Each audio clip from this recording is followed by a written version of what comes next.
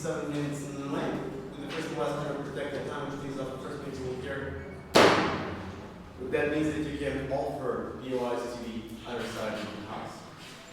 After 6 minutes, you're going to hear again. That means that speakers enter his last minute are protected one.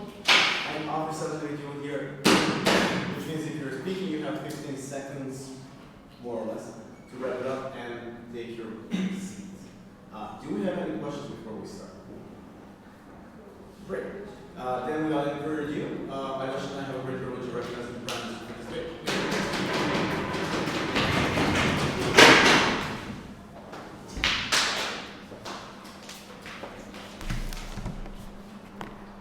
Right. Thank you, Honorable Judge, worthy opponents, member of the House today. We have a very, very important topic in our hand today, and it's the idea of Djokar Tsarnev and what we're going to do with him in the United States, and why should the death penalty be applied to someone that is a terrorist, and when should we not? Here as government, we're going to be telling you why Djokar Tsarnev deserves the death penalty, and why such cases of terrorism must always be dealt with in the same exact way. Now, before I get into the details of why Mr. Djokar Tsarnev ought to be followed in death row, I'm going to give you a little bit of the cases of why Mr. Djokar Tsarnev is a terrorist, why we're certain, and why he falls under the paradigm of death. So, to begin with, we have a very specific case. We've got two brothers that went outside of Boston, bombed the Boston Marathon with pipe bombs, with things that they bought from a local hardware shop, and ran away. These people, what they did is an act of terrorism. It's far beyond a federal offense. It's an international offense of bombing the Boston Marathon. And such acts cannot be tolerated under any circumstance. And why do we say that? Because if you can go outside and build little pipe bombs at home and blow up the Boston Marathon, we have a problem. We have a problem because we might be able to see copycats in the future who might decide, well, guess what? If they can do it, so can we, and that sounds like a great idea. Why don't we all just go bomb things that we don't like? We have to tell them, no, that's a very, very bad idea, and you know what it's going to cost? Your life. Second on, we know that they're guilty. How do we know that? Well, not there. One's already dead. How do we know that he's guilty? We know that he's guilty because we have CCTV footage of them organizing the crime, them being with the pipe bombs, them being at the Boston Marathon, ready to do these things. We have the confession of the brother saying that, yes, I did it. Yes, we were going to do this. And guess what? Yes, I was going to do the exact same thing in Times Square. Times Square would have been a much bigger event and a much worse event as far as the casualties go. Then we have the confession, not yet, thank you, of friends telling them that they were planning on doing that. He got caught on a boat with guns, and then he killed a parole officer. So all we know is that this man definitely deserves the death penalty. Your question? Do you believe that if Djokar was so confident that he did it and he would do it again, the members of this terrorist organization or whatever it is would be deterred, their further criminal would be deterred only by the death penalty? Thank you. We are certain that he was very, very confident in what he was doing, because if you're not confident that you can kill someone, you wouldn't be doing it in the first place. But he was very confident that he could also escape and run away, because Boston was all barricaded and they were chasing after him, and he was that sure that he was going to do this by killing police officers. Mr. Djokar Tsarnev was very, very, very afraid of losing his life in the process. That's why he ran away from the police officers. That's why they shot police officers. They were running to live. Now, moving on, the idea is, well, you've got death penalty, you have to kill this guy, but then you have the idea of, well, we have no discrimination. We have to make sure that we're not going to discriminate against anyone. Because Djokar Tsarnev, he falls under, he's a Muslim, he's, a Russian, but on top of being a Muslim and a Russian, because America is the world's largest melting pot, he is a U.S. citizen. And being a U.S. citizen, you fall under all the laws that the United States government upholds. And that is, you cannot bomb anyone, you cannot kill other people, because in exchange, the majority of the states in the United States will tell you you're going to lose your life. So what we believe we're saying is that this falls under 100% under the current laws and the current status quo that we have in the United States. You bomb someone, you die. You kill someone, you die. Guess what? You bomb lots of people, you will definitely suffer death row under any circumstance. Moving on, we have the second idea of, well, let's assume that we were going to let this man live, right? Who's going to pay for this man's life? Taxpayers. American taxpayers would have to pay for an American citizen who just killed fellow American people. Under no circumstances, yes. Well, if we go by that logic, then should we close like all the prisons in America? No, because a lot of people are in prison and they didn't all bomb the Boston Marathon. There's a lot of people that go to jail because they stole cars, a lot of people because they tried downloading a car. There's a lot of people in prison that have done a lot of bad things that do not involve bombing the Boston Marathon or other similar cases, I might like to add. So then American taxpayers have to pay for this man's life if he doesn't go to death row for the rest of his life. In other words, as a US citizen, someone would have to pay for this man to live when this man went out to kill. On principle, we find that to be very unfair and very wrong. If you kill someone, no other person should be paying for your life. As a matter of fact, we believe we should be taking your life away. Fourth, the next idea is that of, no thank you, not yet. The next idea is that of closure. Because if you allow this man to live, you don't provide closure for victims, and it's not just the victims, the direct victims, but this is a much bigger scale because we're talking about the Boston Marathon and extension, Boston, Massachusetts. Big events like the Boston Marathon, festivals, and things like this are based on the idea of festivity. People go there because they want to have fun, not because they want to get bombed. If you allow them to think that you can go get bombed, live, tell the story, go to jail, other people die, then no one's ever going to come back to another festival. No one's ever going to have a large group because they're going to be afraid. Because the moment that more than 100 people gather together, they're going to become a target. The moment you become a target for groups like this, and you allow people to think that, well, you know what? It's easy to target people because in the great United States of America, you can target a lot of people. No, thank you. But you can live to tell the story, live on taxpayer money afterwards. What you're going to see is that there will be no longer any large gatherings. And that is not what we're about in the United States of America. We are going to go out of our way to protect the rights of the many over the right of the few in this case. Because if you remove the right of collective festivity, if you remove the right of collective partying, of collective celebration, to protect some one person's life because he killed someone, we have an issue. We have an issue of society, we have an issue of neighbors, we have an issue of community, and we're going to be out there to protect the community. By killing Mr. Tsarnev, we are going to provide closure, we're going to protect taxpayer money, we're going to go with what the majority of Americans want in polls, and that is this man's life to be removed. We're going to make an example of Mr. Tsarnev for the rest of fellow Americans, to tell them that, you know what, you cannot bomb or kill other Americans under any similar circumstances in acts of terrorism. You will die. For the above reasons, ladies and gentlemen, I am very proud to propose that Mr. Djokar Tsarnev, the Boston Marathon bomber/terrorist, deserves to die and go to death row. Thank you.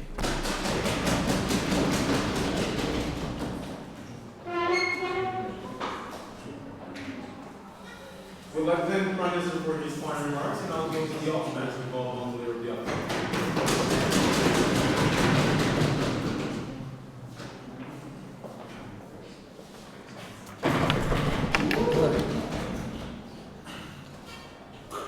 May I begin? Firstly, I would like to begin in the beginner's fashion. I'm kind of falling into the cliche by greeting everyone and wasting time on it, but I just had to do it. It really is a pleasure to debate in front of all of you. This is my first international tournament, so I would like to greet all of you today. But now I will have to concentrate on the rebuttal and the things that we've heard from the first speaker of the government. Like the speaker said, we want to send the message that you will die if you commit a terrorist act. But if we are looking at similar terrorist acts in the past, those terrorists do not mind for their lives. They are concentrated on a single goal, following a certain ideology, and their life is minor. It's not really that important in the whole global picture. That is especially why this certain terrorist act kind of differs from the other terrorist acts in some way. As we said, this person was afraid of losing his life. He's a kid. He might not have done it with a high dose of certainty. So we're not saying he is not a monster. He is, and he should be punished. But we think there is far greater harm in changing the whole system than sending this individual to life imprisonment, which I will talk more in my argument. The second thing is aspect that we heard from the speaker, that this will be cheaper and it will his staying in prison will come directly out of the taxpayers' pockets. Okay, I understand that we are living in a capitalistic system that is really rigorous, but come on, people. Is it by following that logic, okay, they are not... some people are thieves, some people go for minor penalties to jail, but following the logic of the government speaker, do we want to kill all the murderers in the prisons because they cost us? No, thank you. And we also don't think that this incident will lead to banning collective celebration. I think that is a bit going too far, and it is not illogical and will definitely do not lead to that. I come to my first argument, which is life is precious. We as a society believe that there is a great value of human life, and we cannot change it because of this incident, and we cannot apply it to this isolated example of Djokar Tsarnev. Why is life precious? Well, it's the ultimate right that cannot be taken away from you. And we know that he took away lives of innocent people, but well, that clearly shows that he is a monster. He did a terrible thing, but why should we be monsters? Why should we kill a man and change the laws, given that Boston, the state of Massachusetts, does not have a death penalty? Why should we do that?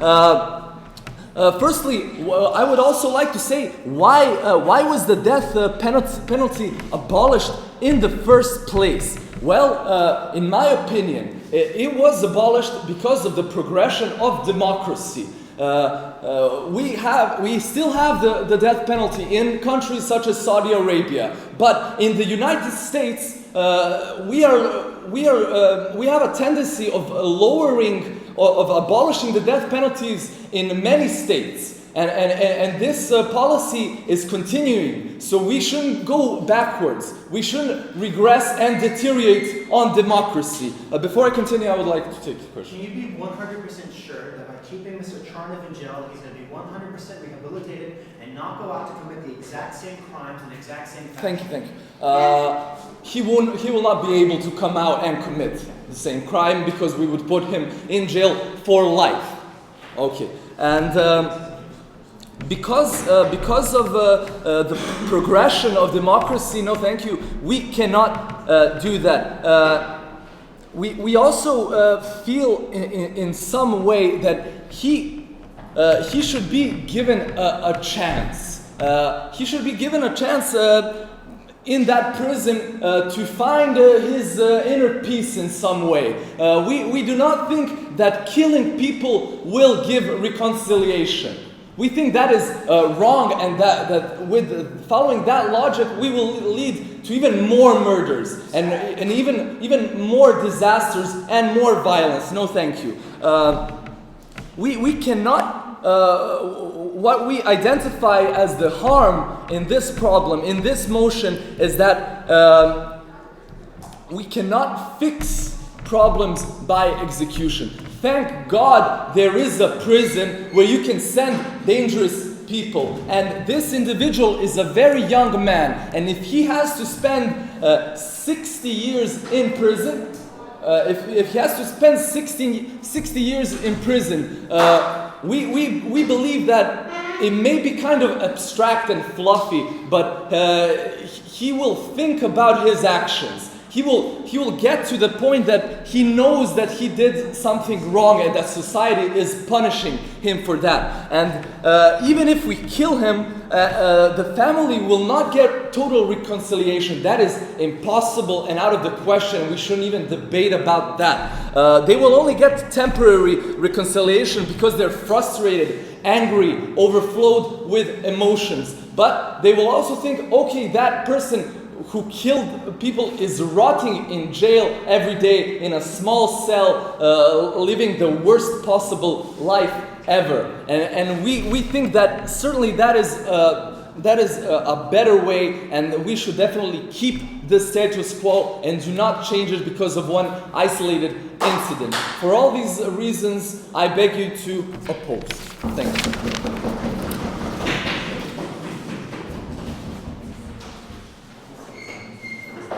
I'd like to thank the leader of the opposition for his fine speech, and I will continue the government's case. We'll call upon the Deputy Prime Minister.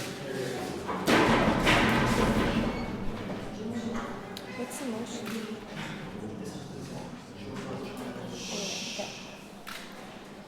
Ladies and gentlemen, this House firmly believes that Djokar Tsarnev should be given the death penalty. And now before I go on to my own case, where I'm going to talk to you about the zero-tolerance approach that we want the U.S. government to have towards our terrorist attacks on U.S. soil, I'd like to engage in some rebuttal. Now, firstly, about this lovely case of Djokar Tsarnev being a little boy, 19-year-old boy. As far as I know, 19-year-olds are held liable. So if a 19-year-old shoots someone in any country, he's going to be taken to prison and, go through the procedure there. So I wouldn't, exactly call him a boy who didn't know what he was doing. Which brings me to my second point, that this is a very sick and disturbed human being. Because 12 hours after the Boston Marathon, this boy posted on Twitter, "I hope everyone's safe. What a terrible act." So someone who did this and was involved in this and then posts something like this just shows how much he likes to play games and how sick and disturbed he is. So we really like to differ on this point, that he's a boy who didn't know what he does, because we don't think any boy stumbles into an act of terrorism, which has taken months to prepare and has taken the lives of 3 people, 4 if you include the parole officer, and has injured thousands more. So we really strongly believe that there's going to be no rehabilitation for this individual. This is why this is an isolated case and why it's a unique case that needs a unique approach. Now, Chris has already told you how he was planning with his brother, who was assassinated by the US police, or not assassinated, but let's say taken down in gunfire. So we have already shown you how he was planning to make another attack in New York.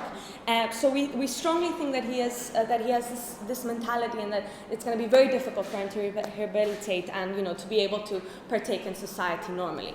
Secondly, we'd like to point to the fact that you used the word. The first speaker here has used the word of monsters, that we're going to be monsters if we do this. Well, countries do have the death penalty. America being one of them. Maybe Massachusetts doesn't, but as we said, this is a federal offense. It's going to be taken dealt with by the federal law. So we're not monsters. The U.S. government is going to take an action that it considers best for its national security and that it considers just. And it's something that the state is doing. It's a state decision. And finally, I love this point about giving him a chance by putting him for life in prison. Now, I think that's a very contradictory stance to have. I don't think he's going to get any peace of mind thinking about what he has done. And secondly, I'd like to ask you, what kind of life do you think an Islamic terrorist is going to have in a U.S. prison? We've seen what a terrorist prison like Guantanamo, the lovely treatment Saddam, thank you, had on U.S. soil. So we really don't think that he's going to have a very happy, cushiony life, and he's going to have a peace of mind to dwell on his wrongdoings. Yes, miss. If you don't think that he's going to have like a happy and brilliant life, why don't you just give him this punishment? Because you obviously see him. Because we think, thank you, because we think it's just for the people and for the victims and for the entire city of Boston that has suffered during this ordeal, and because we think that ultimately it's a more humane action to take for himself as well. And this, I would like to come to my own case construction, the zero tolerance towards terrorism in the U.S. So we all know that after 9/11, the huge, the sensitivity that it has caused in the U.S. and the actions they have taken after. We're talking about the wars in the Middle East, and even on U.S. soil, millions being funded into the war against terrorism. Something like 500 or 1,000 police officers patrol Times Square and generally other key places on U.S. soil. So we think that it's crucial to to have a unified and unwavering approach when it comes to these senseless acts of terrorism, to quote Mr. Obama. Now, firstly, we think that this is going to be key for in terms of giving justice to the U.S. people. Now, you have to remember that this senseless act of terrorism, which literally was a household appliance that had, I don't know how to describe it, basically it was a very brutal thing when it exploded. A lot of thousands of people lost their legs, hands, both, whatever. It was a terrible thing. An 8-year-old was killed and another 2 people. And the city was in a lockdown. The whole Boston area was in a lockdown for days. Basically, what this says that this was really not just chaos, but they induced terrorism. People were terrified in their own city, in their own country, and we think this is exactly what we're trying to fight. And we think that by giving the death penalty to Mr. Tsarnev, that this is going to be justice for the American people, and this is going to be what the American people and the world wants. And for this reason, that's one of the reasons why we would like to push the zero tolerance policy. Do I have time? Sorry, I don't know who's keeping. You are, sorry, okay. Bringing me to my second point, message to this type of terrorism. Now, we'd like to make a distinction here. We understand that as Americans, well, I'm not American, I'm Serbian, but we understand that, the US government can't fight huge attacks like Al-Qaeda. We saw the 9/11 happen, even though we had all those mechanisms trying to fight them. But these are small-scale attacks conducted by people who think it's popular for their faith to go blow up a thing and kill people, and who don't really, care about the consequences it's going to have. These people used household appliances. He used his wife's cazarola, like a hot pan, whatever, to conduct this attack. So we think that this is severely going to deter other such individuals in the US to commit such acts that they might think is going to be popular, take them to God, or whatever. So because we think it's going to be a huge deterrent for these attacks, we strongly want to propose this motion. So because it's going to be a huge deterrent, and because it's going to be justice for the American people, and in general for the victims of the families, we proudly want to propose this motion. We'd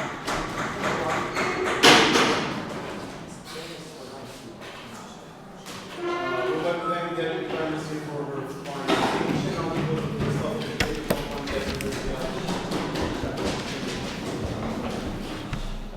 What's up, guys?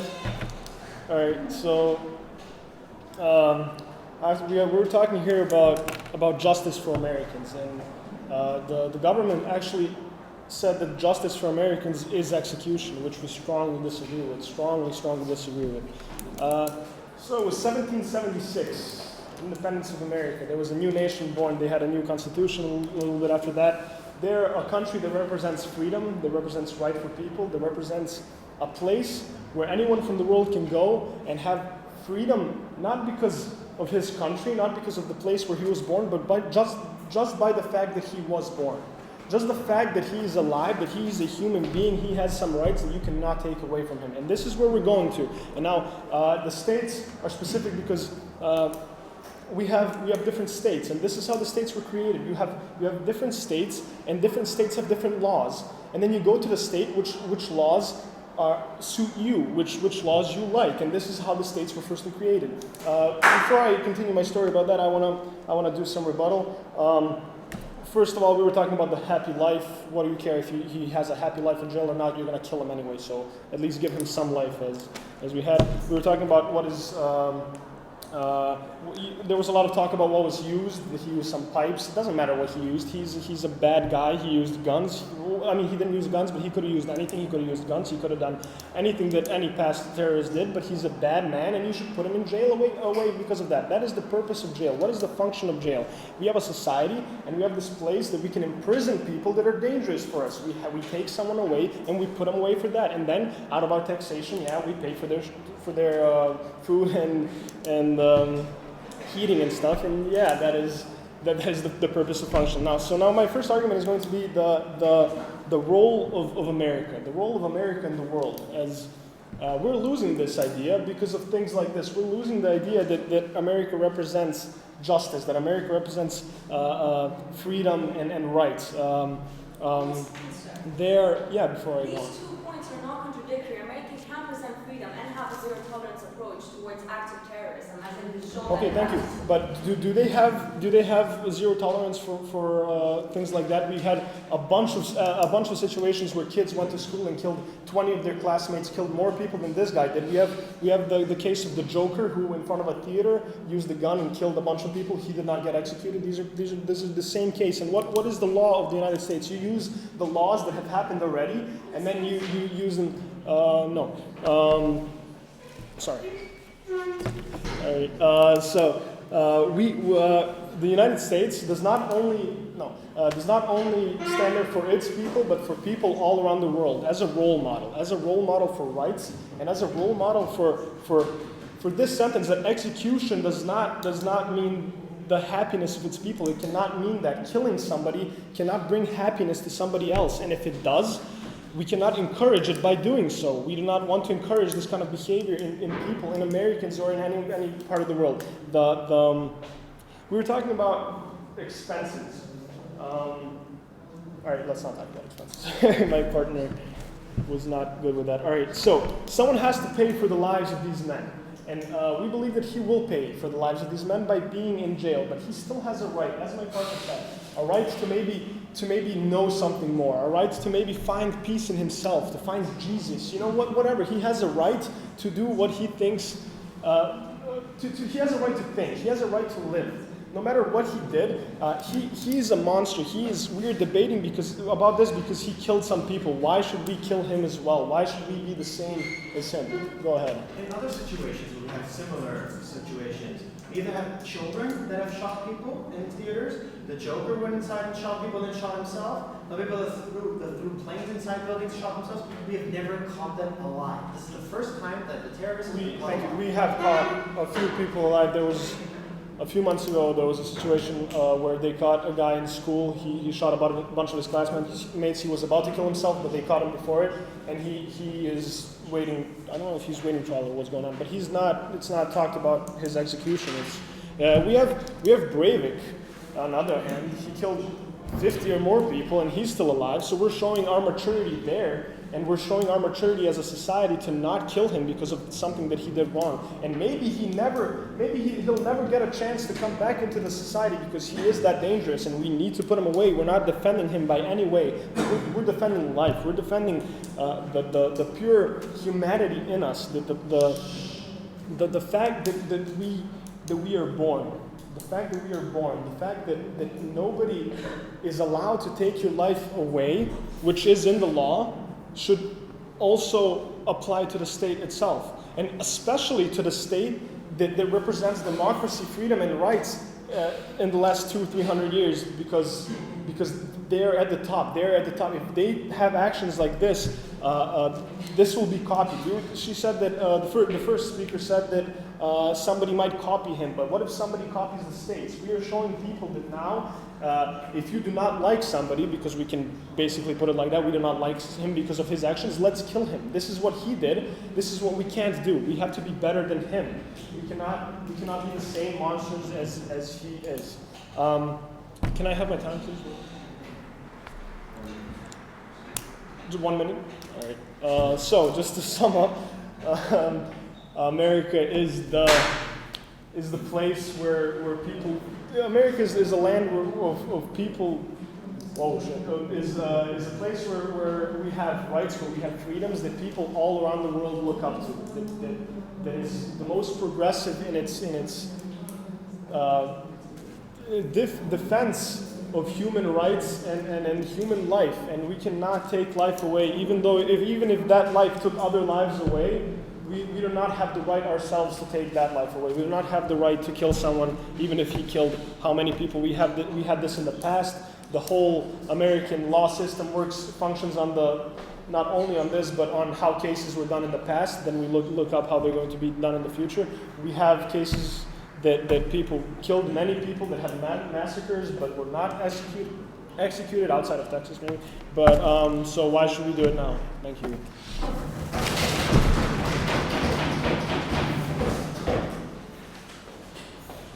Well, let's then the opportunity for this speech, and now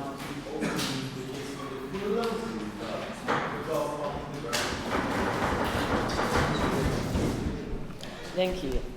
So first of all, I'm going to do a rebuttal, and then I'm going to talk actually about what a colleague from opposition already mentioned a bit. He mentioned the function and the purpose of a jail. I'm going to talk about the purpose of criminal sanction and about how its purpose is actually rehabilitation, resocialization in society, and why it's not possible in this case. I'm going to talk about nature of terrorism attack and differ this attack also from the other attacks that happened in the schools in America and other things, and connected also with a message that we are going to send by giving him a death penalty. So first of all, most of the talks that the opposition was giving is actually talking about in general death penalty, why it's good or why it's actually bad. I talked. We are not here discussing about about negative or positive sides of death penalty.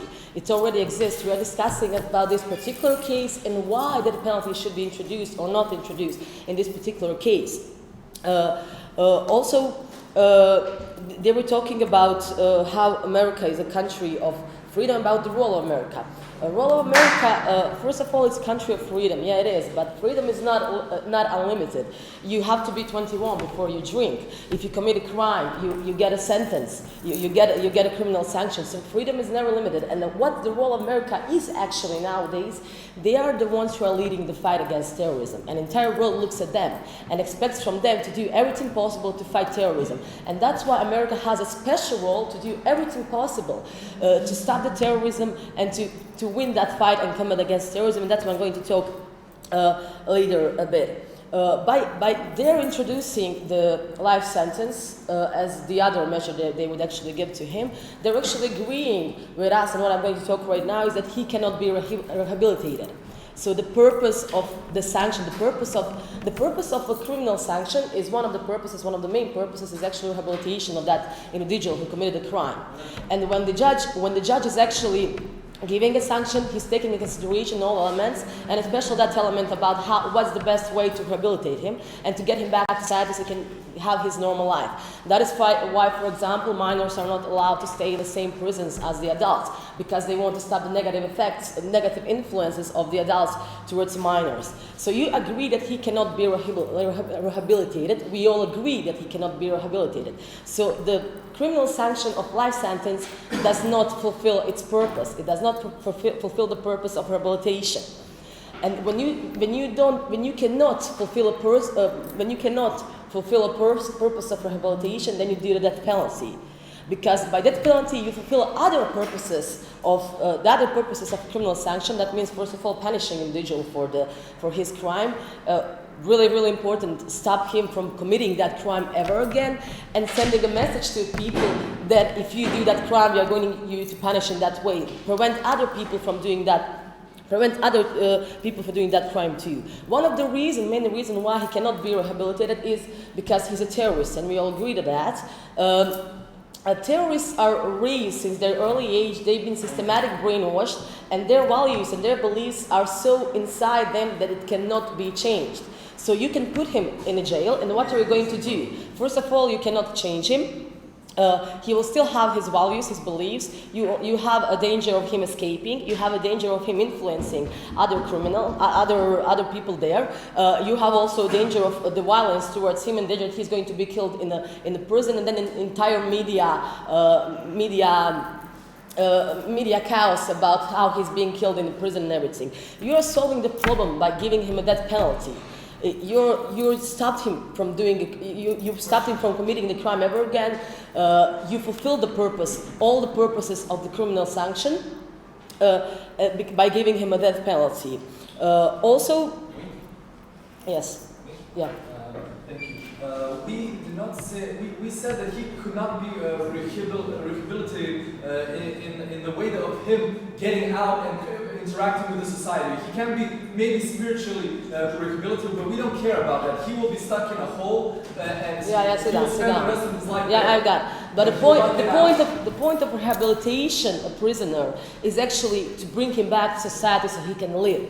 And you cannot you also agree that you cannot rehabilitate him, because rehabilitation means making him a person that can live in a society normally. And he obviously cannot live in society normally, because he's been placed values and beliefs that are completely contradictory to society and the values today. Let's talk a bit about, you were mentioning, opposition was mentioning the other examples of murders in America and schools and things like that, and why the death penalty wasn't prescribed for that. Well, there is a difference between a mass murder and a terrorism. That's a mass murder. This is a terrorism, and terrorism is much graver. Terrorism puts fear in people, puts pressure on government. It's a really violent way of sending a strong message to a government and to people there. It differs from mass murder. And since we all know that death penalty already exists, and we are not discussing should it exist or not, but should be introduced in this particular case, since it exists and it's being prescribed for one murder. It's been prescribed for people who commit 2 or 3 murders. This is a person who went out and bombed a big festival with intention, with a strong intention and planning for months to kill a lot of people. And if you are prescribing a death penalty for someone who killed one person, you should do it for someone who had the intention of killing a lot more person and managed to kill a lot more person and did a lot of horror to entire city. You have to have a proportionality within the crimes and the sanctions you prescribe to the crimes. Today, we have to send a strong message, especially America as its leading role in the fight against terrorism. We're being too soft in fighting terrorism. Terrorism is something that in the last decades became a huge issue. It's the biggest problem in the world nowadays. And America has a leading role of fighting against it. We should be aggressive too. We should do our best, the best possible way to fight it. We are being too soft, and that's why we cannot fight it properly. We have to fight terrorism properly. And why is important? First of all, it's obvious. It's important to fight it properly because we need terrorism to stop existing. So we need to fight it properly. We need to use all possible measures we could use, including death penalty for terroristic attackers. But what's also important, what the first government was mentioning, is the message we are sending. But we are not only sending a message to terrorists, because they are going to keep attacking too. We are also sending messages to the people that we are doing the best to protect them. If somebody went out and bombed you, we are going to make sure that he never does that again. And because of all of this reason, I beg you to propose this motion.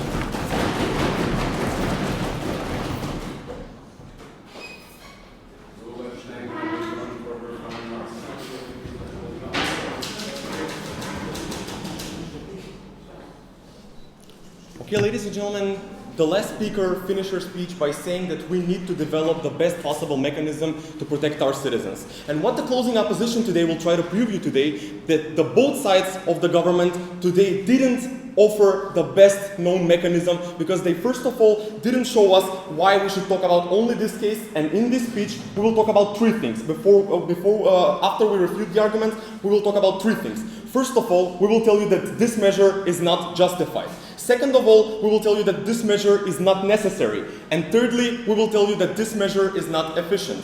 So what we're going to do today is not only talk about Djokar, but also talk about more generally, because we believe that so far the opening government was talking only about him and whether he should be punished and whether his crime should be deterred. But we should also talk about the impact, and we should also talk about applying the same exact principle on other terroristic acts as the government team says. So basically, what we heard from the member of the government was that we should be talking about a particular case. As we have told, we should analyze the impacts of this case and also analyze the impact of applying the principle to other cases, because we believe that the impact should be similar. And then they are saying that the terrorists, for example, this specific terrorist cannot be rehabilitated because terrorists are monsters and terrorists cannot change their ideals. But they are going with the purpose to change their ideals by making the death penalty. They believe that they can change their ideals if they kill one of their colleagues, but they do not believe that if they put them in jail, they can be rehabilitated. So they put double standards here, because they say that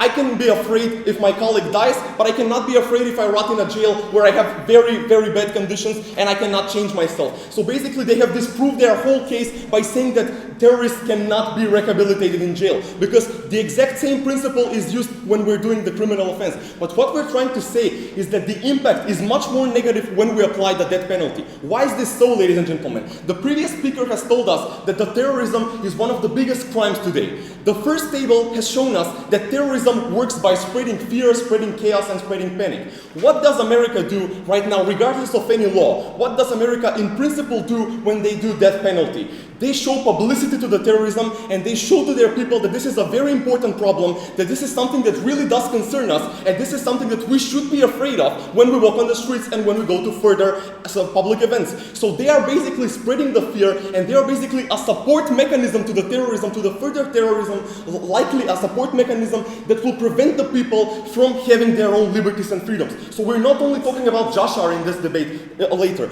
We're not only talking about Djokar, but we're talking about the impact, and we're talking about how our people will behave and whether we will preserve their own freedoms. So this is why we believe that, first of all, they have not shown us that this mechanism, since they cannot rehabilitate the terrorists, they cannot change anything in their ideals, and they cannot stop further terrorism with this goal. So let's move on to our case. Okay? It does not make sense to say that normal people, citizens of the USA, are going to be afraid if a terrorist is going to get the death penalty unless they're trying to become terrorists, in which case they should be afraid. As much as we bring to the public the attention, the debates, and all of the stuff like the public, for example, the public execution, we bring the attention to the problem of the terrorism, and we inform our citizens that they have something to worry about. Whereas on the other side, he goes to jail, he cannot move freely anymore, and he is no longer a threat. So we're not giving that much publicity to the terrorism, which is the most important factor that drives terrorism and furthers the terrorism. So let's move on to our case. Is it justified? As the previous speakers from the opposition have told us today, the life is very important. And we want to further analyze this. Not only is life very important, but the standards that the state is sending are also very important. So disregard whether America, in which state they have abandoned and they haven't abandoned death penalty. We as the opposition believe that death penalty is wrong. And we do not care about international law, we do not care about national law. Why do we believe this? Because the purpose of the state, this state that has been founded on the values of liberty, the values of democracy, is to engage in developing a cohesion in their society. And what they're doing when they're killing people that for example, are classified as terrorists, they improve and they stimulate the fear that is driven by the terrorism. And this is why we believe that once they treat terrorism like any other crime, and once they treat terrorism like crime, like any other criminal crime, they are not bringing the special publicity to the terrorism which supports and stimulates terrorism. And this is why we believe that while we must defend our societies from the external threat of terrorism, we must not in the process forget and erode the very basic values on which our societies are founded. No matter whether we're talking about America, a society which is based on liberty and a society which accepts everybody should not put double standards and should not work against their own citizens. Yes? A society that's based on liberty, correct? Yes. It's based on the fact that where your liberty ends, mine begins. If your liberty ends up killing me, and I I go to allow jail. you to live, isn't that a problem, sir? Yes, it is a problem, and I go to jail just like any other criminal, not like a terrorist, because I have not done anything differently in principle. I have killed people, but I also want to send a message. And the part where we try to stop the sending of the message, and the part where we try to stop convincing the citizens that there is something wrong with this, we treat it as a criminal. Is it necessary? First of all, the government told us that we should send a message to the terrorism. But we have already talked about this point. We have told them that by the logic that they say, they cannot be rehabilitated, they cannot be changed. So this is why we move on to the next thing. Terrorism is, as a definition of terrorism, it is a spreading of fear, chaos, and panic. And as we have told you, this is only a support mechanism, a fuel for the terrorism once we give to the attention, to the public the attention that this problem can be solved.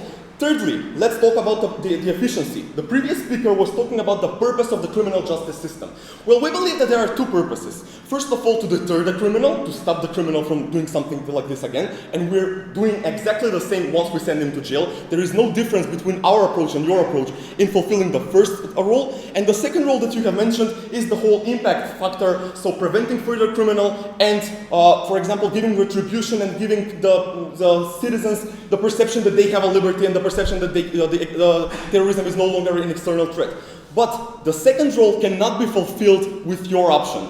Just because we, as we have told you, we stimulate terrorism, we make our people fear even much more, and they become afraid, which is the main purpose of the terrorism. So this is why we have not spoken only about Djokar, because we believe that he is only one example that can be applied in all of the other examples of terrorism, no matter what kind of terrorism. Whether we're speaking about radical Islam, another radical group, the same exact principle is how terrorism works. So we basically believe that if Djokar proves to be a wrong case, then we should criminalize the death penalty in all states, and we should not let, for example, the Djokar die in death penalty. Thanks.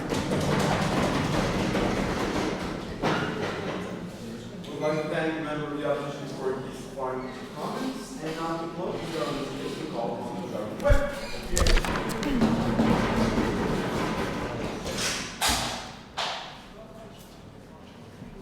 Okay, hello everybody. While watching this debate, I find out that we have two classes that I put in my paper, and I'm going to talk today about it. First class was, I call it state responsibility to protect people's life and people's right to live and enjoy their any kinds of rights. And second one, is it purpose of rehabilitation possible in this case? So. From the beginning of our history and from the beginning of the whole world, in the beginning there was like a chaos, people were killing each other, we didn't have a state, everything was mess. In one point of time, people decided to give their rights to the state, and then state decided to keep that right and to improve that right. So in one moment of our history, we decided that one institution, in this case the state, will protect our rights.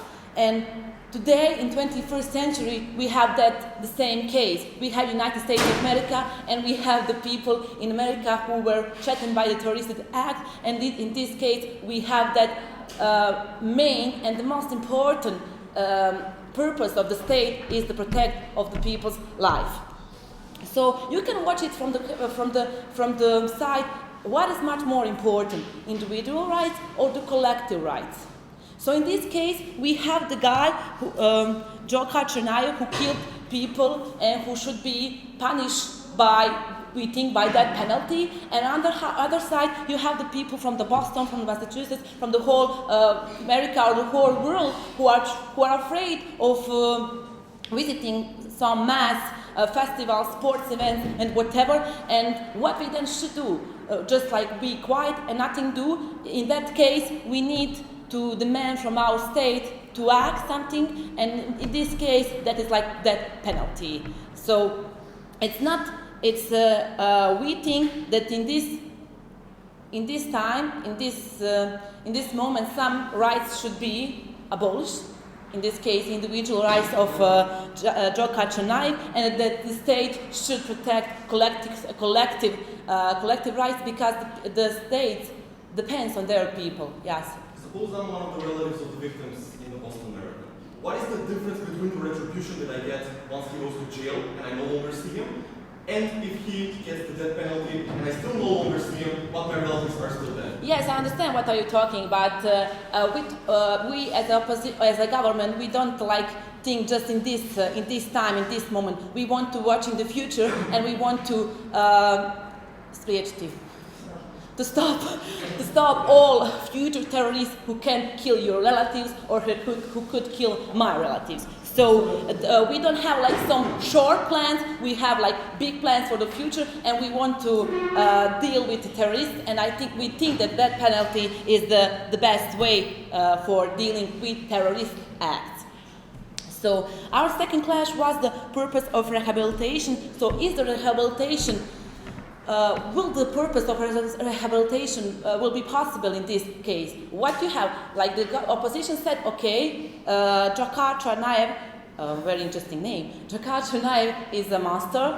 He should be put in the prison, and he would be there for the whole his life. So where is there the rehabilitation? We know what is the rehabilitation. Somebody kill other person or steal the car or something, then do some felony and go to prison, and he is there like, I don't know, 2, 3, 5, 10 years, no more. But in the end, he got out from the prison. In this case, Djokar Tsarnev is the whole his life in the prison.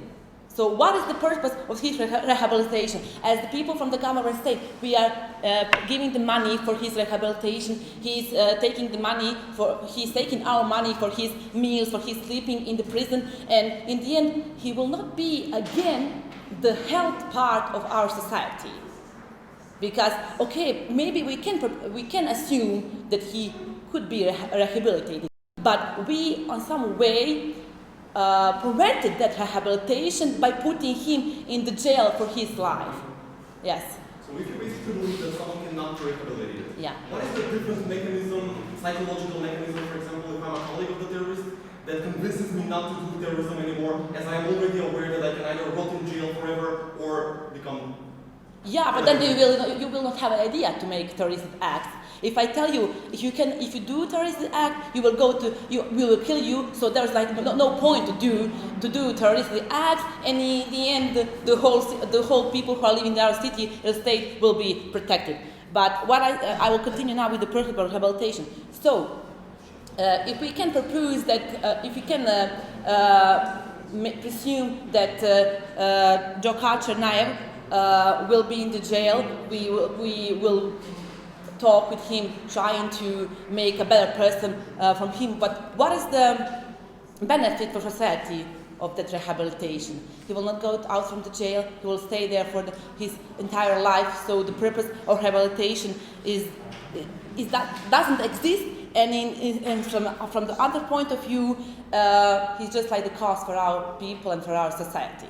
And that's like from one part of the story. And from other side of the story, by giving them that penalty, we have the situation that we are strongly sending the message to terrorists that we have zero tolerance to terroristic acts, that we do everything what is possible to stop all those things. So. We think that in this situation, in the case of Djokar Tsarnev, we think that US need to protect collective rights, not just in this moment, in this 2013 year, but in the future. We think that individual rights, which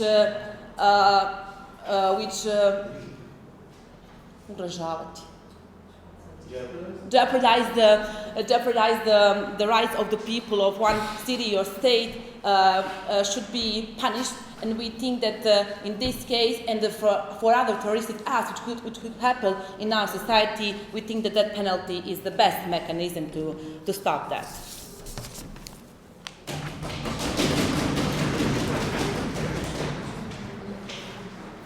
We'd like to thank Daree for her final speech.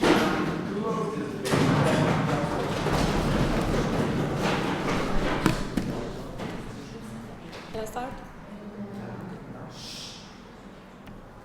Should terrorism be punished with death penalty? That is our motions today. It doesn't matter if we're talking about Mr. Djokar, it doesn't matter if we're talking about Mr. John, it doesn't matter if we're talking about Mr. Abdul. We're talking about terrorism generally, and should we use the death penalty as a punishment for this?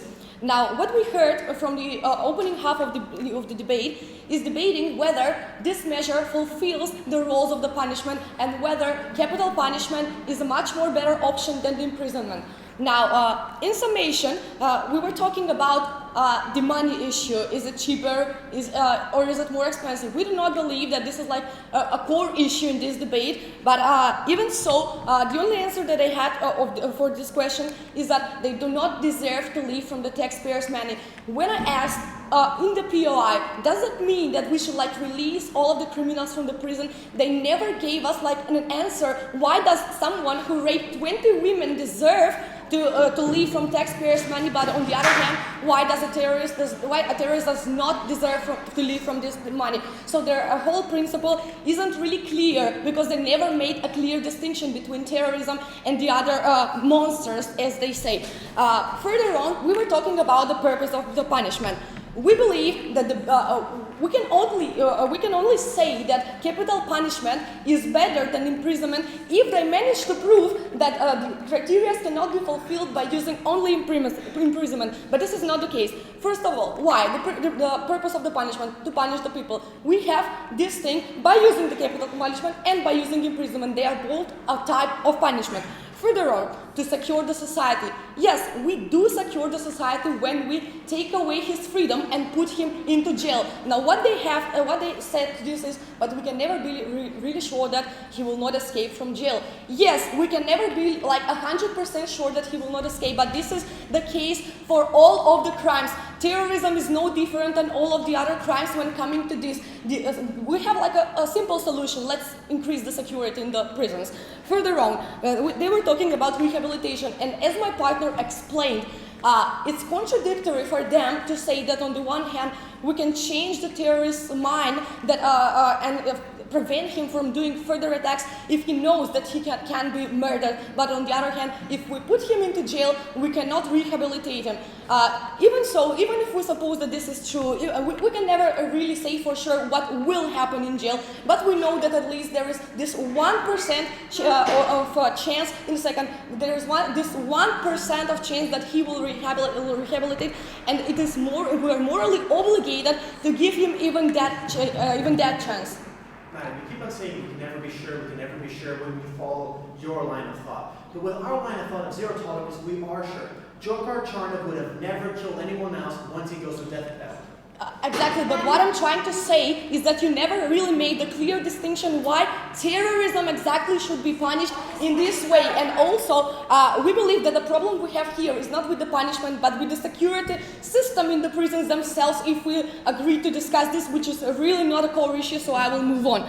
Also, we were talking about whether people will be scared to gather publicly, etc. We have seen in the past terrorist attacks which occurred, such as the London bombing, for example, but people today use metros and people today use trains, so we can say that on the long term people move on and they continue to live normally. So, moving on, we were talking about the retribution. The proposition side, when I asked in the POI, why do we simply not let them rot in jail, they said, well, basically because that is a bad condition, because he's like a little kid, and decapitating him is even more humane. So this is also a contradiction in their case, and we believe that we have retribution in both ways if we make sure that he is punished. So moving on to our extension and to what wasn't really spoken about in the first half of the debate. Why exactly terrorism? Why specifically terrorism? So my partner explained that they never really explained why terrorism. They only said he is a monster. The only answer they had is he is a monster. He is so cruel. He killed a lot of people. He's inhumane. He put something on his Twitter account. Yes, we do agree that he is a monster. Yes, we do agree that he is inhumane. Yes, we do acknowledge that he is a murderer. But still, what differs terrorism from other crimes is the fact that in terrorism, the modus operandi of the terrorist is to actually bring fear into the society in order to achieve some political goal. And what they're actually doing with their plan is actually fueling this even more and bringing more and more attention to the problem. This is actually kind of a support mechanism for terrorism, and we're basically helping them to achieve their goal in the end, to scare the people, for the people to be afraid from them, to know that something is wrong. But moving on and connecting them with the point about the security and liberty, and should there be a trade-off between these two principles in this particular case. We believe that when people are scared, the first thing they do is to give up their liberties just because they're scared. As my partner explained, this is continuously growing. We had the Oklahoma bombings where people prepared the Patriot attacks. Then we have the 9/11 attacks when the Patriot attacks was actually implemented. Now we have the Boston Marathon murderer who killed 5 people. And what we're trying to, what the problem that they propose, the solution that they propose to our problem is let's be eligible to murder our citizens. They mentioned in their first speech that he, at the end of the day, is a US citizen. And what we say is that even though people now may not be scared from terrorism, now they are scared from the government. And as my partner explained to us, liberty should not be traded for safety, because at the end of the day, we have neither liberty nor safety. We still have terrorism going on. We still have people who want to achieve their goals by bringing fear, and we still have fear in our society that they may hurt. So we are not solving our problem at all. So for all of this reason, this motion must fall. Thank you.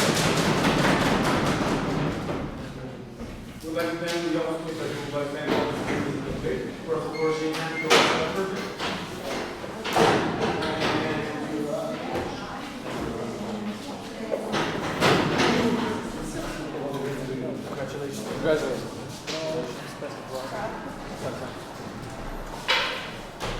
Hey.